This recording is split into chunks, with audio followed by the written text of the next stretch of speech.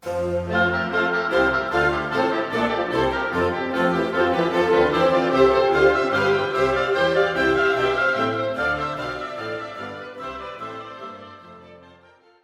I'm Len Long. I'd like to welcome you to this presentation about electric vehicles, and many thanks to the Boston section for hosting this program. The Boston section is composed of professional staff, which is unique to IEEE. It allows for an abundance of individualized professional services for its 8,000 members. The manager is Bob Alongi, ably assisted by Ms. Karen Safina. We offer all sorts of services and conferences, live webinars, and online courses, and a newspaper called the E-Reflector. Here's a listing of some of the live webinars which are presently being offered. Also, the section offers many online courses and face-to-face courses. It also offers a newspaper called the E-Reflector, which is distributed monthly and bi-monthly. And most important, it offers the members a volunteer leadership opportunity for many of the sections, and it offers many resources which the engineer can use in his or her work. Now, navigate on autopilot. You just say navigate, and it asks you where, and then you say where you want to go. And it'll go onto the highway all by itself. Now, this man who's driving this Tesla model had it go 21 miles on a superhighway from the start of where he works. And he was amazed that it went on the highway all by itself. And it just keeps on going by itself. And when it wants to pass, it will, and when it doesn't, it won't.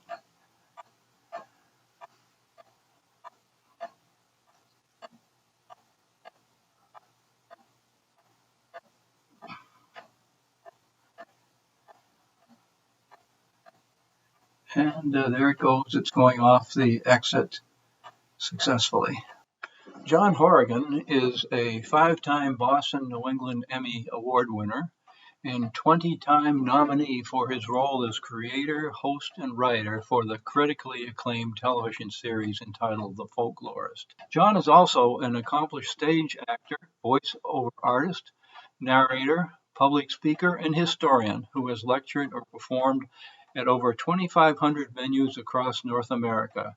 We're very pleased to have John on board on this program to moderate the discussion today. Welcome to Electric Vehicles, fun saving our planet. On this program, I am joined by 4 highly respected electrical engineers and physicists.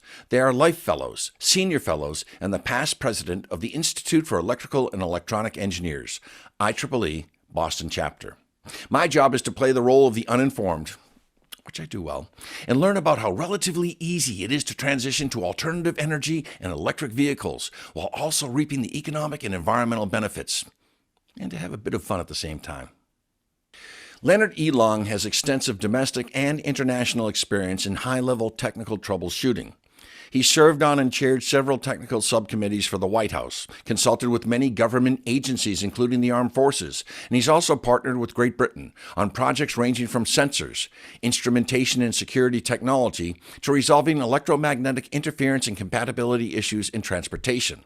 Mr. Long has a master's degree in electrical engineering from Northeastern University and graduate studies at the University of New Hampshire. He's also done graduate work at Johns Hopkins University and taught security technology at institutions such as Boston University, Suffolk University, the Federal Law Enforcement and Training Center, and John Jay College for the City of New York. He was a keynote speaker at a NATO-attended conference in Poland. He is the recipient of the Research and Special Programs Bronze Medal, as well as a U.S. Department of Transportation Bronze Medal, and he has the most patents in all of the U.S. Department of Transportation. Mr. Long was chosen for the 2013 Robert S. Wally Distinguished Contributions to the Engineering Profession Award. Recently, he was inducted into the Engineers Honor Society, Eta Cap Nu, HKN. Please welcome Lennart Long. The Tesla Model 3. After working around and on rail cars for many years, I happened to see an advertisement for the Tesla Model 3, and it seems that it works exactly like the BART transit system. There is an acceleration mode and a deceleration mode, but there's no glide. The cost to run the Tesla 3 is only about 2 cents a mile, and you don't have to maintain it, or there's no oil or gas. A firm which has a Tesla which has gone 470,000 miles was returned to the factory, and they found that it cost about $27,000 during the life of the car, which turns out to be around 6 cents a mile. The Tesla has automatic high beams and wipers, automatic garage door openers and closers. It goes to 60 miles per hour in 3 to 5 seconds, depending on what package you have. Navigates on autopilot and as well as has autopilot. And the range is 264 or 310 miles, depending on the battery pack you choose. It automatically configures for each driver too. Like my wife can get in and it'll automatically adjust the mirrors and the seat and the steering wheel. And when I get back in, the same thing will happen. Here's the main menu of the Model 3. This particular menu shows the quick controls, which includes external lights, front fog lights, mirror adjustment, steering wheel adjustments, windows lock, and also a display which allows you to adjust the display brightness. There's other menus too. One is locks, lights, display, driving, autopilot, navigation, safety and security, and service. All this is on the front console. Here is another screen, which is the autopilot and navigate screen, which allows many different things to adjust. And here is a power profile if you choose to look at it. It shows either charging or discharging. And here is the battery charge screen, which shows how many miles you have after charging. Here's the GPS screen, showing the GPS on the right, and on the left is the picture of the automobile. It has 2 trunks. That's the reason why it says open up top and open down the bottom, because there's no engine in Tesla Model 3. Here is a look at what the driver sees. It's a very clean console with no switches or buttons. The only controls are on the center screen, and there's a couple of wheels on the steering wheel which allow adjustment. This is the charging port, which looks very similar to the gasoline input port in the back of the car. And here's the ventilation screen. You bring this up, and with your finger you can push left or right on the little airflow symbols, and it will change where the airflow goes. Here is a picture of the seat heaters, and all you have to do is press on the seat heater. It turns red. You have 3 different levels of heat, and all 5 seats are heated. Dr. Paul Carr is an MIT alumnus with a PhD from Brandeis University. He's also an IEEE Life Fellow. He led the component technology branch of the Air Force Research Laboratory at Hanscom Field, where his team developed the surface acoustic wave SAW technology used in compact signal processing filters for radar, cell phones, and television. Dr. Carr taught at UMass Lowell and authored the book Beauty in Science and Spirit. He spoke at the Institute of Religion in an Age of Science conference, where he presented the wicked problem of climate change. In 2017, he was awarded the IRAS Academic Fellow Award. His website is mirrorofnature.org. Please welcome Dr. Paul Carr. Fun saving our planet. Here's the rear of my neighbor's Chevy Bolt, as you can see in the left here. You notice his number plate, 4 gas.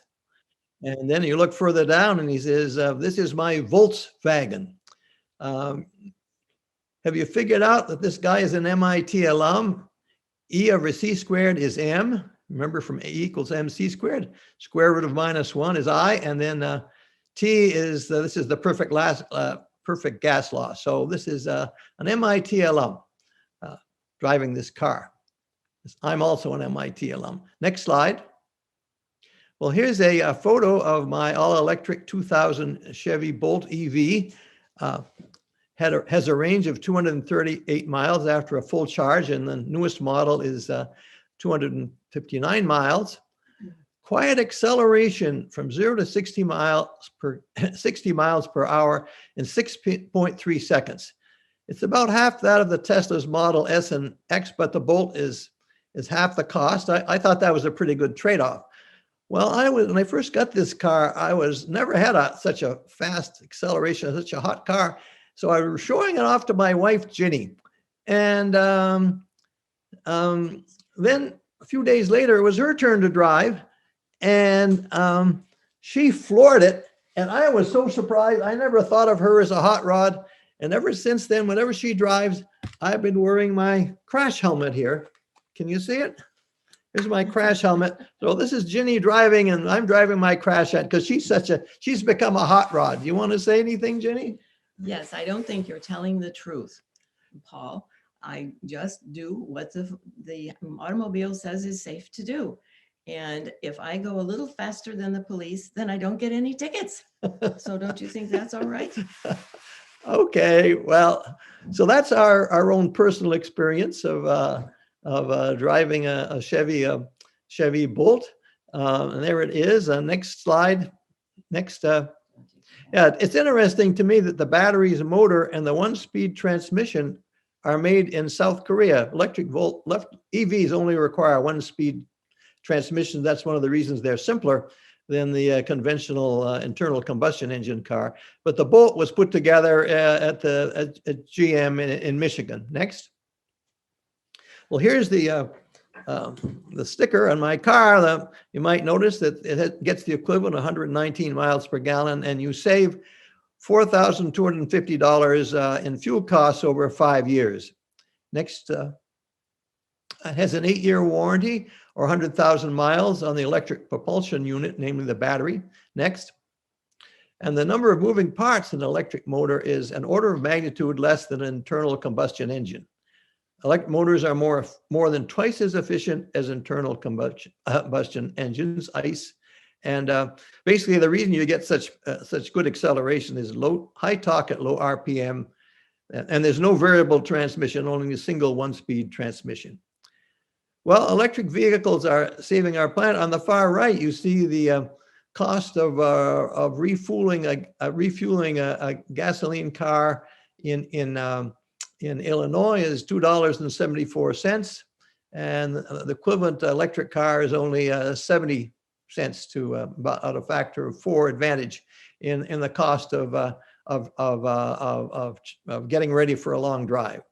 Well, you can see from this map, electric vehicle emission is equivalent to gasoline cars in the best state of New York. If you look at New York up at the top there, 101 miles. Of course, the emissions of electric vehicles are not at the electrical vehicle. There's no carbon dioxide coming out of the tailpipe. So the emissions from driving a car is at the generation comes from the generating plant. And New York State seems to have the most green energy, a lot of hydro and nuclear. So an electric car in New York State would, the equivalent internal combustion car would have to get 191 miles per gallon to compete with a EV, the environmental impact of an EV. You can see in New England here, we're at 102 miles per gallon, but the lower equivalent gas mileages are in the Midwest here. These are the coal burning states, and even the worst one at 38 miles per gallon is still better than the average ICE car, which gets 25 miles per gallon. Next.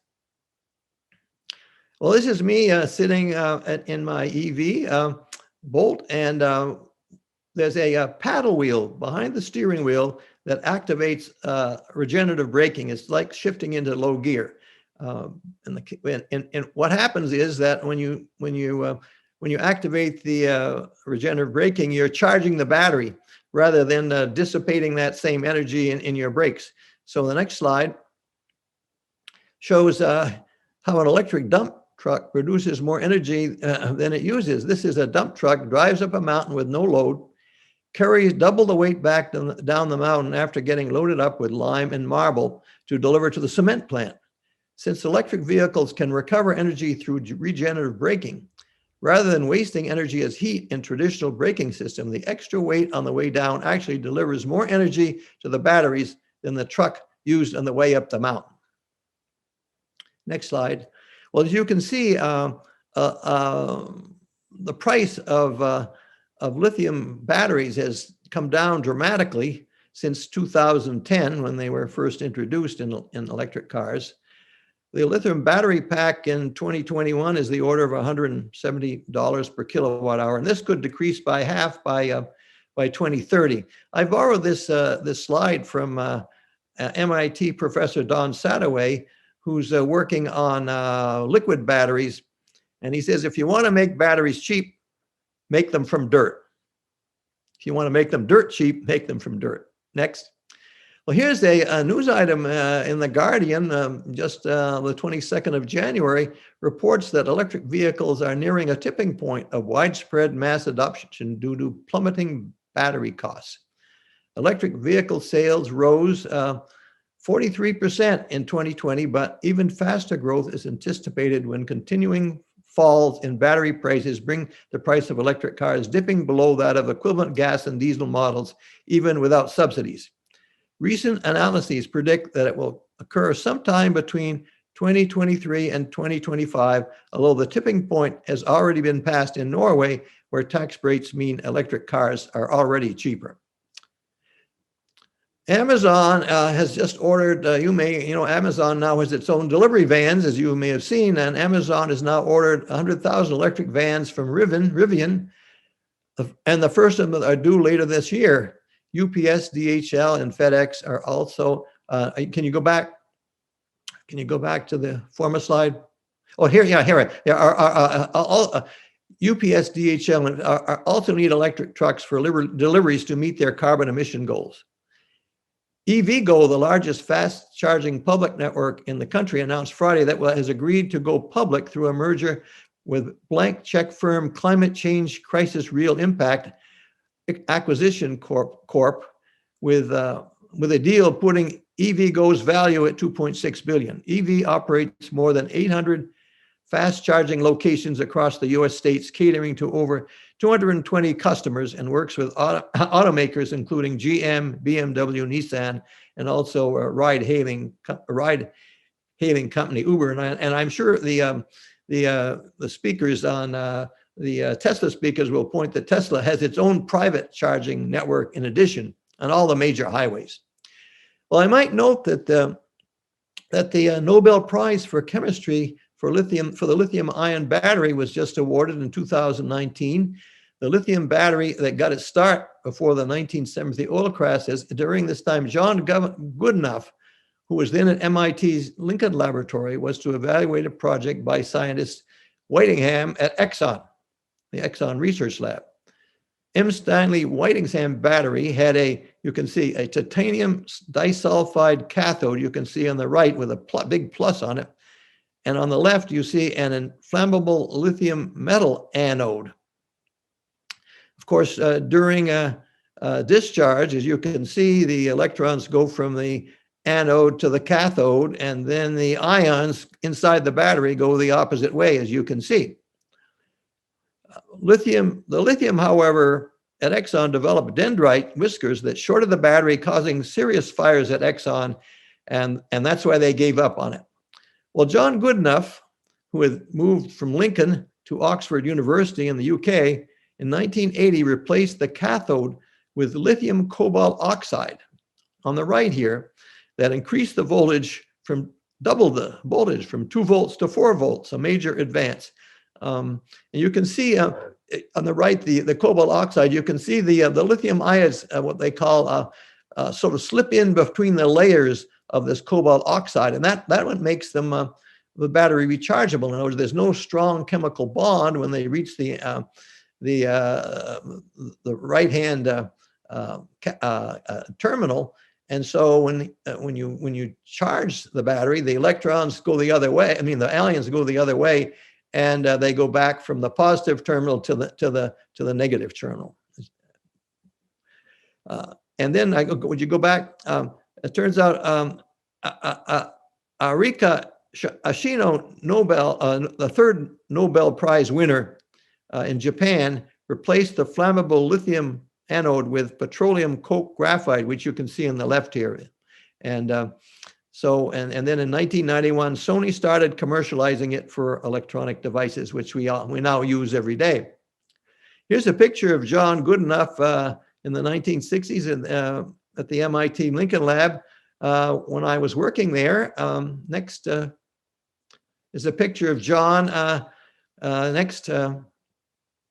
age 97, Nobel laureate, the oldest ever Nobel laureate, age 97, who's now, and he's still continuing working on better batteries.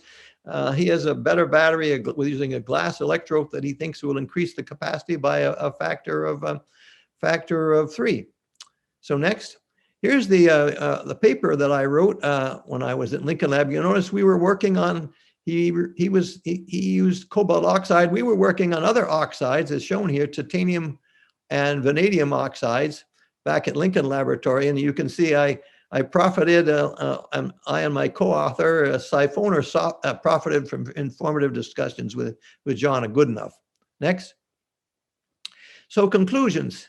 Electric vehicles are fun to drive, scientific acceleration from 0 to 60 miles per hour in 3 to 6 seconds. They're doubly green, saving our planet with no carbon dioxide emissions and saving the green in your pocket. Remember the number plate, forget gas. Next. According to MIT Professor Bongiorno's study presented last year, of course, I might comment here that as electric cars become more prevalent on the road, we're going to the utilities are going to have to increase their generating capability, and looks like nuclear buildup is buildup of nuclear reactors is the best way to do this. They're there 24/7 as opposed to wind and solar, which aren't always there when you need them, particularly at night for the solar. So he's in the study concluded that a nuclear reactor buildup at a historically feasible rate could completely decarbonize the world's electric power sector within 30 years. The energy storage costs needed to make wind and solar without nuclear would make them up to 4 times more expensive than with no reactors.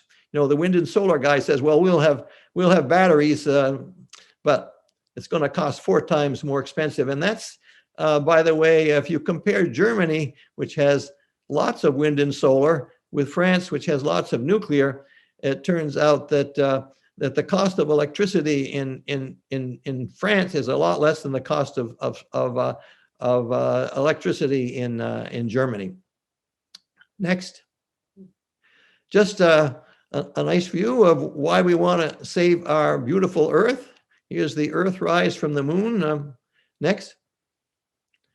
So why carbon-free energy? Well, we need to save our beautiful Earth because it's the only one with chocolate.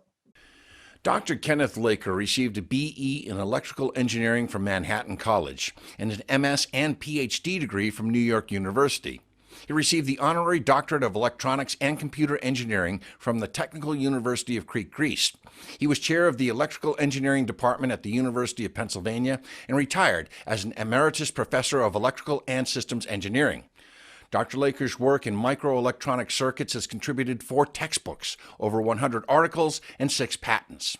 He is a former president and now a Life Fellow in the IEEE and has received numerous awards, including the Richard M. Emberson Award for his vision and leadership on behalf of the Institute's technical and educational activities. And recently, he was inducted into the IEEE Technical Activities Board Hall of Honor for championing the use of information technologies and the Internet. Please welcome Dr. Ken Laker. I'm pleased to be here to continue with the very fine presentation by Dr. Paul Carr, Electrical Vehicles, Fun Saving the Planet, with a focus on the Tesla Model S. The Tesla certainly has been the EV company that has led the EV evolution. It is certainly responsible for many of the progress that's been made in EV technology, and the Model S was its first production vehicle. So with that, I'd like to organize my presentation as follows. Talk about first the history of the Tesla Model S, features of the contemporary Tesla Model S, my experience. I am KRL owning a Tesla Model S. Well, here we have a chronology of the history. In April 2009, it was the exclusive premiere of the Model S electric car. None of them have been built yet. There may have been a model made, but it wasn't in production yet. That didn't happen until 2012. But also, what's important was introduced in April 2009, I think during the Obama administration, was the $7,500 federal tax credit. And that was a very important factor for many of us, including me, in deciding to buy an electric vehicle. Now, in April 2016, the HEPA filtration system with bioweapon defense mode was introduced. This sounds like it belongs in an Air Force jet, but in fact, it's a very important part of the Tesla Model S and Model X features. I'll say more about that in a minute. In 2018, the HEPA filter system became standard in the standard in the Tesla Model S and the Model X.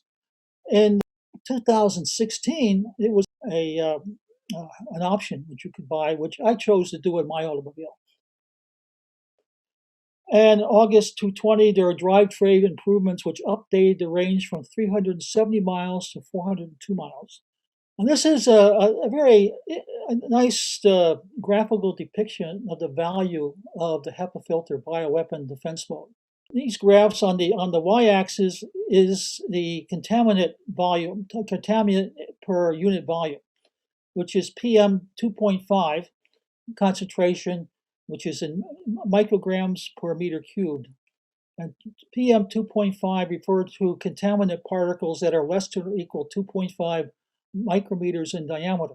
For example, the COVID-19 virus particles are approximately 0.125 microns in diameter. Those are in the wheelhouse of this bioweapon defense mode. So we see on this graph, we see one graph which shows the outdoor air concentration, which is in black and gray. Then you have the inside the car, which is in blue. And the red line indicates when the doors are closed and the bioweapon defense mode is activated. It takes 2 minutes for the biodefense activation to actually do its job and reduce which was very hazardous contamination in the car to very good air quality. So on the right index, we see the sort of the range from good to, I don't know what beyond index means, but hazardous, but I'm sure it's worse than hazardous. And so the x-axis is time in minutes, and so it takes about 2 minutes for the biodefense mode to work. You turn it on, and it's incredible. It's what I liked about it, because there was no COVID in 2017 when I got my car, but you're starting to see fires around the country, and so you could clean your car if you got smoke in your car. You could clean it out very quickly using this system, and it's unique, as far as I know, to the Tesla and to the Model X and Model S and Model S and Model X. And I believe it's now going to be introduced into the Model 3 and Model Y. This, I think, is a cute cartoon, sort of illustrates the issue that many of us had with our decision to buy an electric vehicle. That was range anxiety.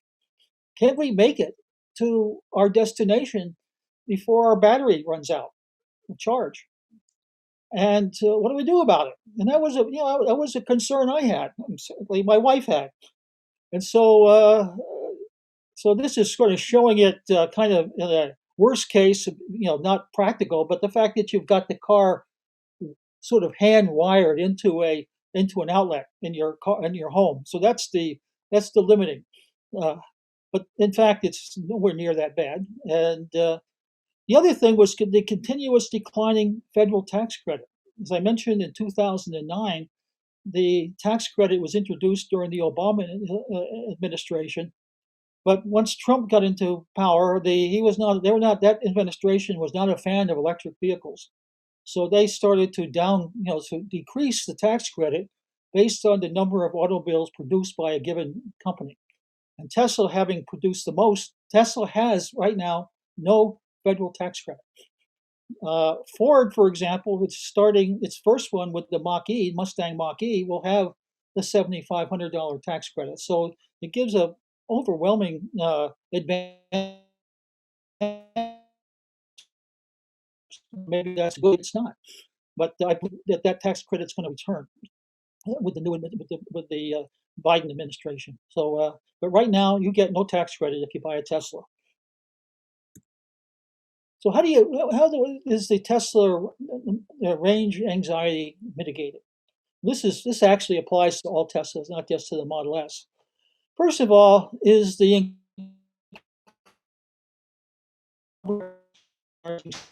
stations spread over the country, in fact, all over the world.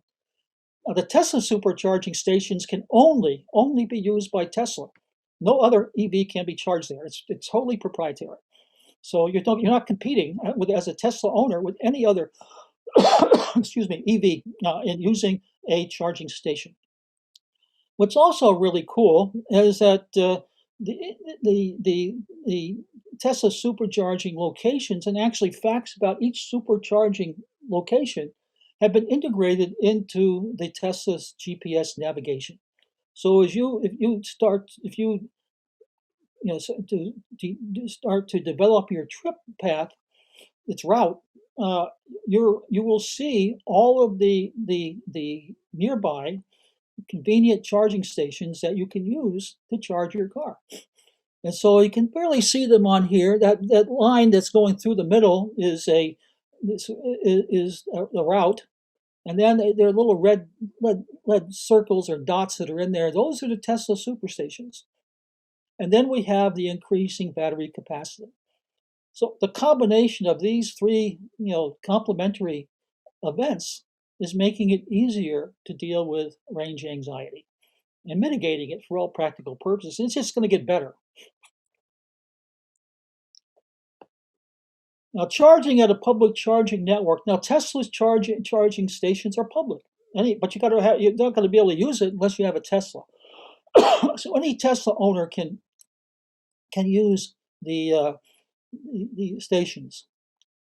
And these are charging networks that exist all over the world. Now, the other charging stations that are, let's say in the US, the biggest one is ChargePoint. ChargePoint is the largest public charging station network in the US and Canada, and it's for EVs using tiers 1 and 2. Tiers 1 and 2. First of all, tiers 1 and 2 for Tesla, 1 and 2 for ChargePoint are AC charging. The batteries are DC. So you may ask, how the hell do I get from AC to DC? Well, you have a onboard charging charger, which converts the AC to DC with an inverter plus whatever other things it needs to do to make the energy proper for the battery. And the standard connector is this SAE J1772. So that's what it looks like. That's the ChargePoint. The bottom illustration or picture is a ChargePoint plug. And in order to be able to use that with a Tesla, because the Tesla's plug is unique. It doesn't naturally fit anything except Tesla charging station. So Tesla provides an adapter, which is it's an accessory included in every Tesla for converting the Tesla plug into an SAE J772, so you can go to ChargePoint and charge with them. So you can go to any charging station that is compliant with SAE J1772, and you can charge your car. But not every car, no other car, but Tesla can charge in a Tesla supercharger.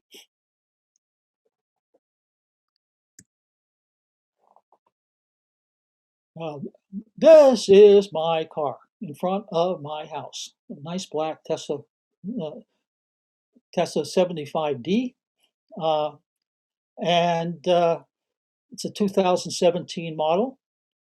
So 75 is 75 kilowatt hour battery, and it has a range of about 250 miles. It has dual electric motors, and that's for all-wheel drive.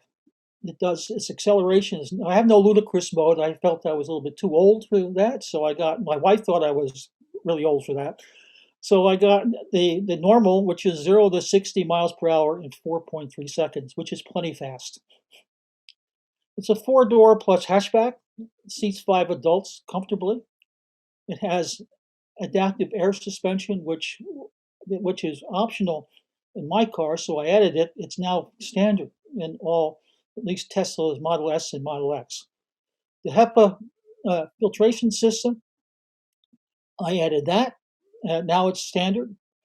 Tinted glass roof, regenerative braking, which is worth its weight in gold. Excuse me. It has a very low center of gravity. Why? Because the battery, which is the heaviest component of the car, is at the bottom of the car. And I'll show a picture of that in a second. Smooth, quiet ride. It has 2 displays. I got free supercharging, so I go for as long as I own this car to any Tesla supercharger, and I charge for free. It has automatically recessed door handles. These recessed door handles are important because when the door handles are recessed when you drive, it makes the car more aerodynamic, and that's the whole purpose for the recessed door handles in any of at least the Teslas. I don't know they all. I might presume that all electric cars have it. Now the storage is pretty cool because I have 2 storages. All Teslas do. You have the rear trunk, which is the hatchback, and you can see some junk back there that maybe indicates some of the depth back there. I have no option for a 3rd row of seats, so that's it. Then you have the front trunk, which is often called the frunk. So you open up the front, and you have that's where your motor would be in an internal combustion engine automobile, and you can see there's nothing there, nothing. And I have my 0 emissions front license plate. So here are the home Tesla charging unit and the Tesla all-wheel drive train and battery. That's my wall charger, which I highly recommend if you have a Tesla. It costs about $500 for the unit, and it costs about another $400 or $500 to get it installed. So that's in my garage. So I pull my car in, plug it in, and it charges. And then you can see where the battery is, right at the bottom. Right? So that's why the car is so stable, and it provides that very low center of gravity. Then you can see the 2 motors. One is in the front axle, and the other is on the rear axle. Now the tri-motor one will actually have 2 front axle motors, which may be in the wheels, and it will also have they'll have 1 front motor and then 2 rear motors, which will be supposedly in the wheels. And there is one EV that's coming out that has all of its motors in the wheels. So here are the displays. So the front display is right in front of you as a driver. Right? So where you would find your instruments on a internal combustion engine car. And the digital speedometer is that little 0. It's parked. It's not going anywhere. On the right is a clock. And left is a instantaneous battery use. So it's as you're driving along, it shows you how you're using your battery charge. And if you go into regenerative braking, it actually goes below 0 and it turns green. And then in the middle is my Tesla. It's a black Tesla, so it's the Tesla in the display is black. It shows you, it's monitoring what's happening on either side of the road. So it'll show you where the obstructions are. Later on, we'll show you where all the vehicles are. And then on the right-hand side is the 20-inch display, which provides both your map. I have it in the satellite mode. You see, it's like looks like you see it, and in real life. And then you have the infotainment center on the bottom. So you can adjust the display so that you eliminate the infotainment system and have the whole 17 inches only mapped. And then there are much more you get. You do all your settings from this 20-inch touchscreen. This is a touchscreen. The 20-inch is a touchscreen. The center display is not a touchscreen. So here you see on the left, the middle, this is in navigation mode. The blue is the navigation, is basically the path, part of the path that I'm going to use for my trip. And then to the left is the center display near the, behind the steering wheel, which shows you some interesting displays. On the right is the battery, basically the battery instantaneous. On the left is a it's like a heads-up display of a portion of the route, the closest, just a few miles or so, or maybe even less than that, of where you are located and where the next turns are. And that changes all the time as you're driving. It rotates. It's a pretty cool thing to watch.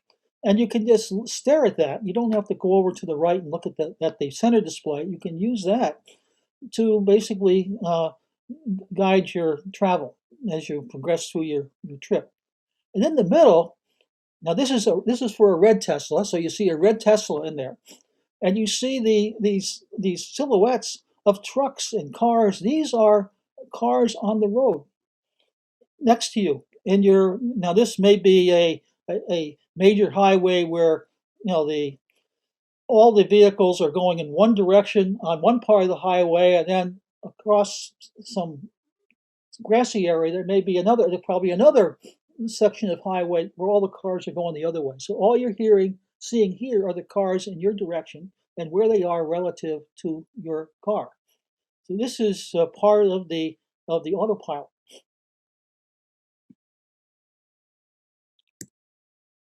Now here are some other screens that depict other things that you can do. All this in the middle one, all of the items shown on the left column are things that you can click on that enable you to set different parameters for all of those functions.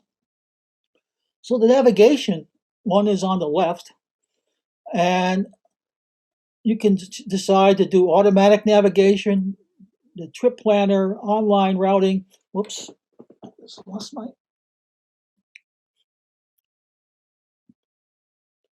You can decide to avoid ferries, avoid tolls, whatever. And so it allows you to choose some settings that will determine how your navigation system functions. This is all changing all the time. And these are all updated, by the way, by the online internet update system that Tesla has. So these screens have changed multiple times since I've owned the car. On the right is the screen for you to decide how you want to charge. Now, if you're charging for a long trip, you can basically charge all the way to the end, which is roughly 250 miles. They recommend, if you're not doing that, for normal everyday charging, is to do only 80% to help, maintain the battery lifetime better. And so I usually do it at 80%. For me is about 215 miles. So you can set that. So it's a slider that you can use to set where you want to how far you want to charge your battery.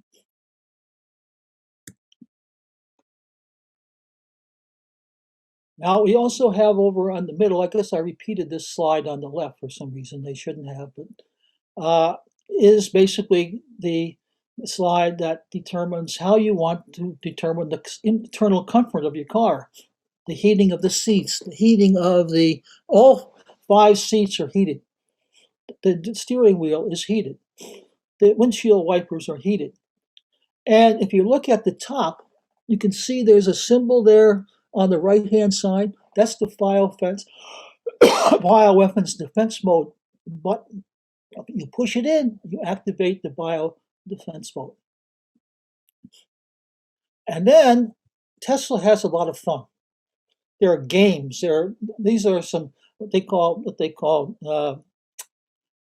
Easter eggs that they put into the car. Sketchpad. Mars, you can actually turn your car into a Mars vehicle and you travel over Mars.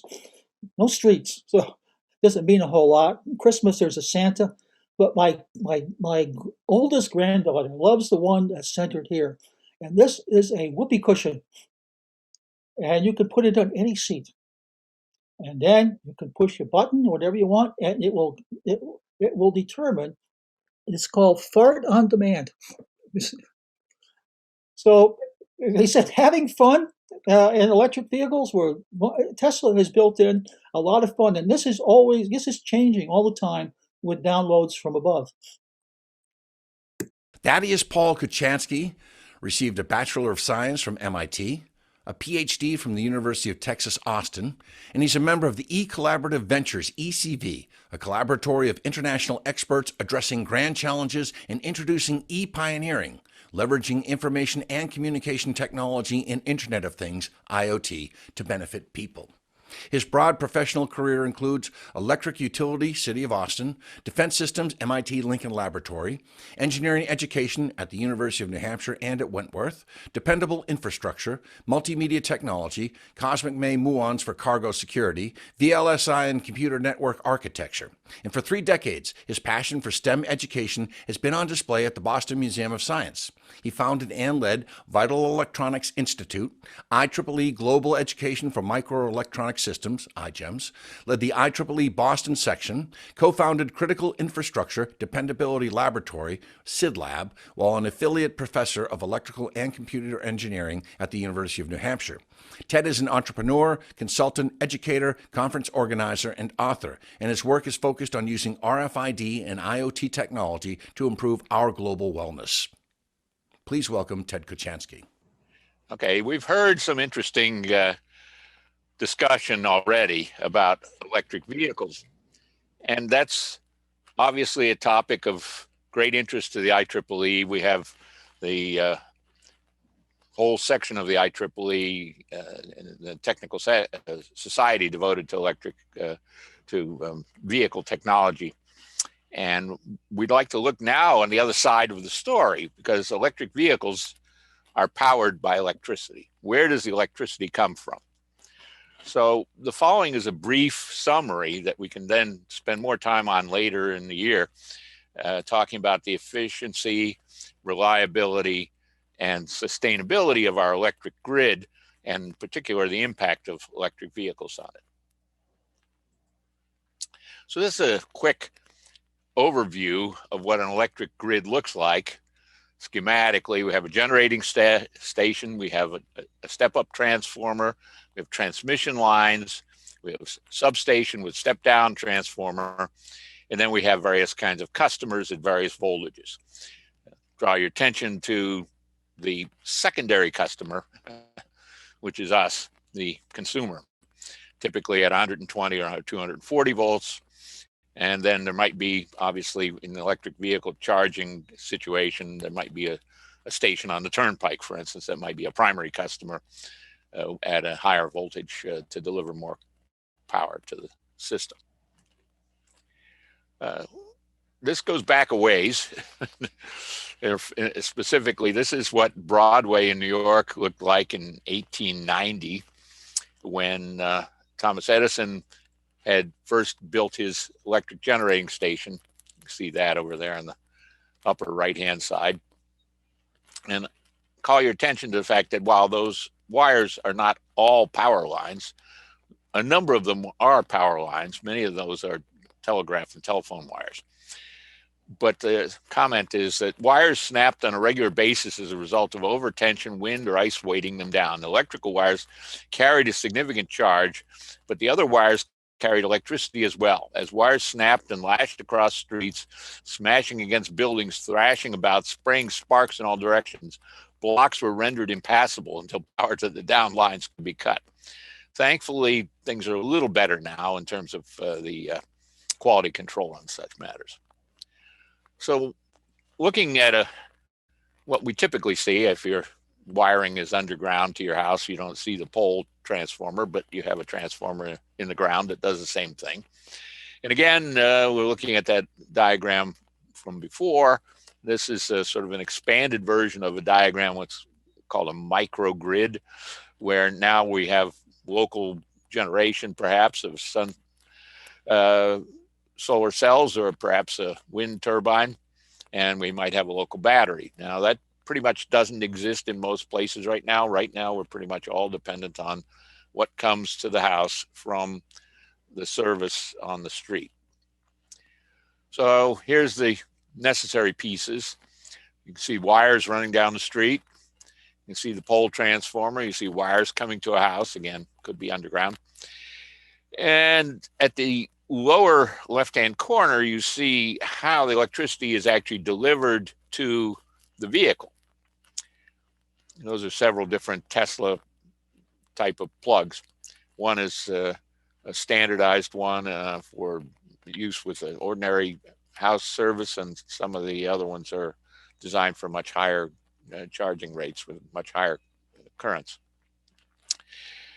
In between are these two panels, one which is a 60 amp service from back around 1960 or so, and above that is a modern 150 or 200 amp service with a sub panel. There's a 100 amp breaker to the sub panel, so it's probably a 200 amp service. More pictures. Numbers. So these are charging times for 100 kilometers of range, depending on how you're charging. If you plug it into an ordinary AC line, this happens to be a European thing, so it uses 230 volts as the single phase, and obviously we don't have that. So the charging time actually at 120 volts would essentially be double that if the current is constrained to 16 amps. And on the other end, we have direct current to the vehicle with a big transformer and a rectifier in your house, and you can charge much more rapidly, but you'll notice much higher currents are involved, and total power consumption is very high by comparison. You don't get something for nothing. There's a trade-off here. So if you want 15 amp service to supply your car, you're going to be stuck with a long charging time.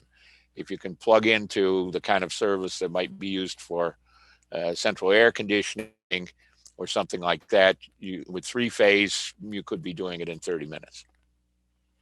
The other one probably requires special wiring probably not at the scale that you would deal with a single-family home. Again, back to this diagram again, showing you how things break down in terms of power. These are now in megawatts, and you can see that at the lower voltages that come to your house, there are limits even with the availability of what's on the street. So probably you're not likely to have a charger in your neighborhood that's in the 100 kilowatt range. It's possible, but not likely. So here's some numbers. This is from the US EPA.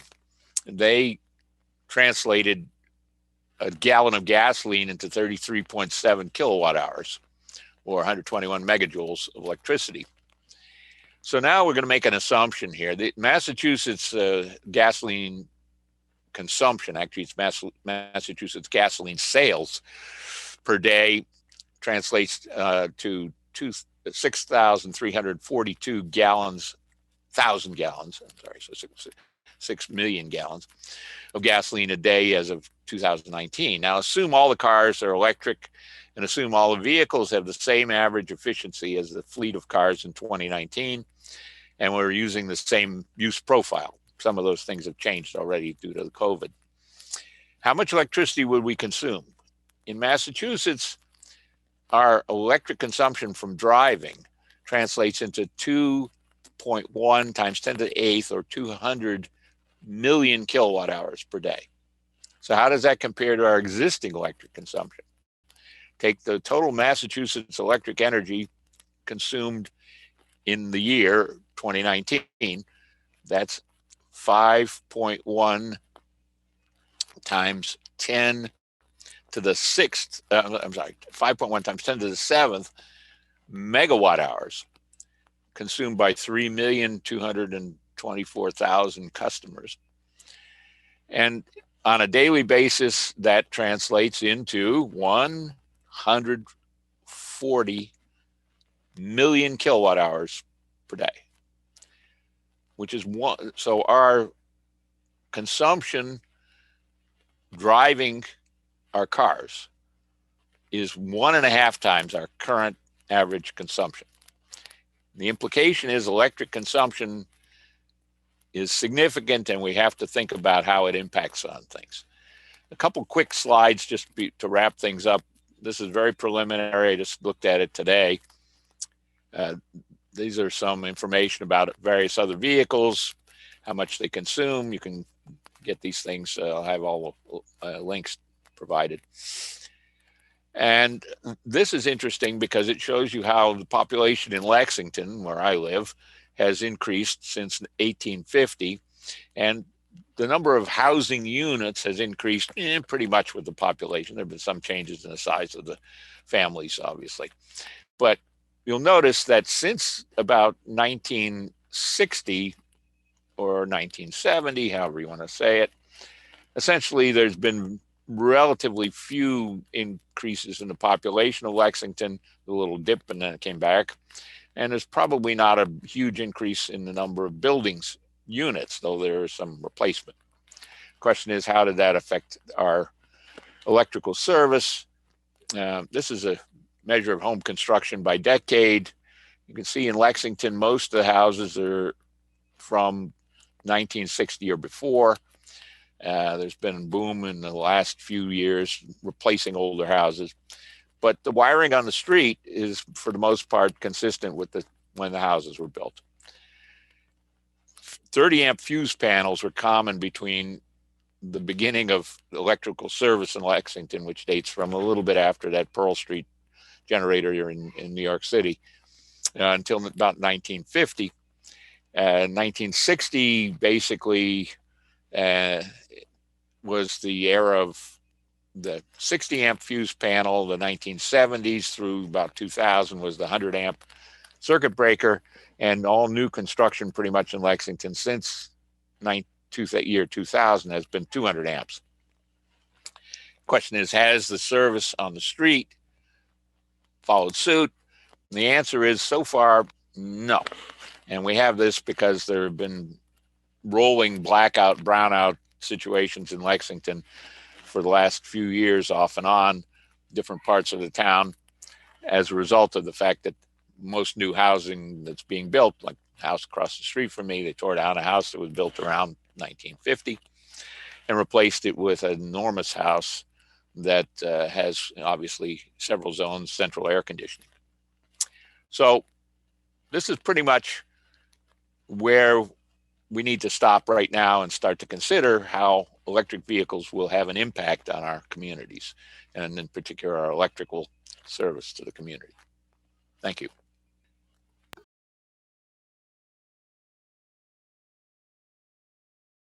Well, that concludes our program, Electric Vehicles, Fun Saving Our Planet.